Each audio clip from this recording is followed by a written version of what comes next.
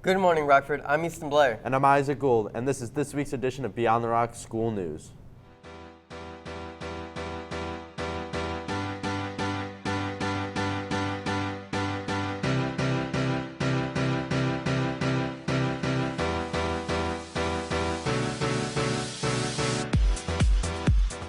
Isaac, this school has so many new teachers and staff. You're right. On top of that, we have so many activities for everyone to get involved in. With all the students, staff, and activities, I wonder who does the cleanup. Well, our very own Carly Kelly asked the same question and had the opportunity to uncover the reason we were able to run some of our activities. If you could describe the smell of your jersey after a game in one word, what would it be? Roast beef.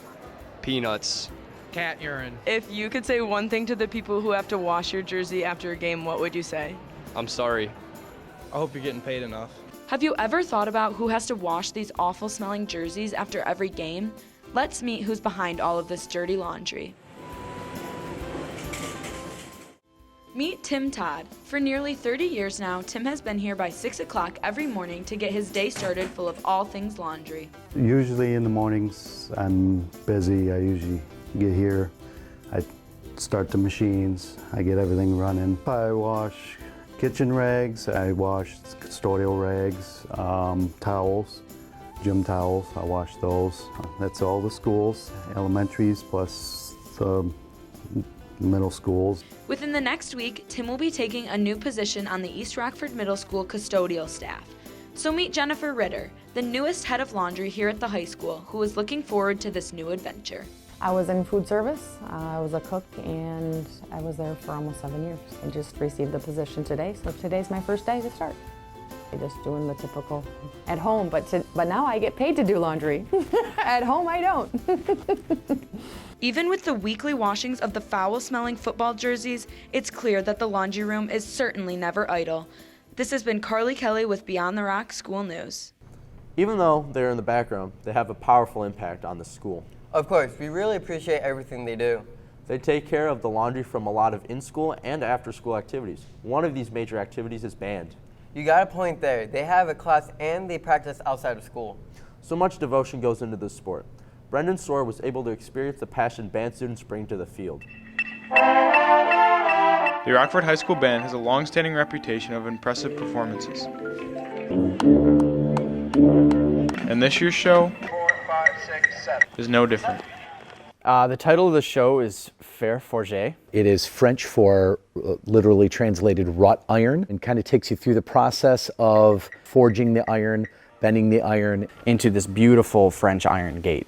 It is clear that through the contributions of the band members, the show is a process of something beautiful being created. So you'll see, the first part is kind of the firing and the movement of it. The second movement is all about bending the bars, so we show a lot of curvilinear forms. And then in the third part, we'll kind of put it together. Just like any major production, this show has its own difficulties. Probably the biggest challenge in design would be getting the music to be as exciting as we want it to be or interesting enough. With this show in particular, it was a little hard to kind of get all the students energized about a fence. The band has many different ways of conveying their purpose to the audience. The color guard is probably the biggest help. They're the visual reference that we have. You're going to see that in our flags, you're going to see that in our costumes, you're going to see that in our props. Just like always, Rockford has the same goals they would have any other year. We just want to perform any show that we have to the best of our ability. I just want to see us do the best that we can. It looks like the band is going to have another great year. This is Brendan, Dominic, and Braden with Beyond the Rock, signing off. It is truly amazing how much goes into Rockford's marching band. A lot of practicing and time on the field has made them a strong team. Want to know something else that takes a lot of practice and focus? Yeah, karate. This sport definitely is a difficult one to master, and Matt Shelbourne was able to get a closer look. My name's Tyler Denneback, and I do karate. About 11 or 12 years ago, Tyler decided to try the art of karate, and he loves it. Like, every time you go here, you kind of like separate yourself from like the outside world, and you don't have to worry about anything else. It just gives you like an hour or two to relax and be yourself. There are many parts of teaching karate that motivates Tyler, but his favorite is... The kids is probably my favorite thing. Just because, I mean, kids can be kids, they can be annoying, but at the same time, like, seeing a kid grow up from like a white belt to a black belt, it's pretty cool stuff. He may love teaching, but it can be hard sometimes. I say the hardest part is when people you see that you try to help don't give it their all. Like if they're not here to give it their 100%, then it kind of feels like it's pointless sometimes.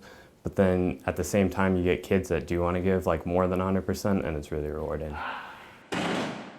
Tyler tried a lot of things before he was inspired to try karate. Actually, I tried every single sport from football to soccer to basketball, and karate was just what I stuck with. He hopes to continue his karate career. I don't know how college is going to work out, if I'm going to be able to come back here on the weekends or anything, but it's just, I want to continue it because it's part of my lifestyle, and over the years I've just built on that. This has been Matt Shomorn with Beyond the Rock School News, signing off. I think that karate is super cool. Yeah, it is definitely something that would interest a wide range of age groups. Good for self-defense and focusing. And now for some last-minute announcements. Today and tomorrow, the last days to go to the Interact Haunted House at 7 p.m. Tonight's game is at 5 against East Kentwood. The theme is orange and black. This has been this week's edition of Beyond the Rock School News. Once again, I'm Isaac Gould. And I'm Easton Blair. Have a great weekend, Rockford. It's a hard one to master. To find... Top of the morning, young ladies. My name's Jack. Deafin. Deafin. It. Yeah, definitely.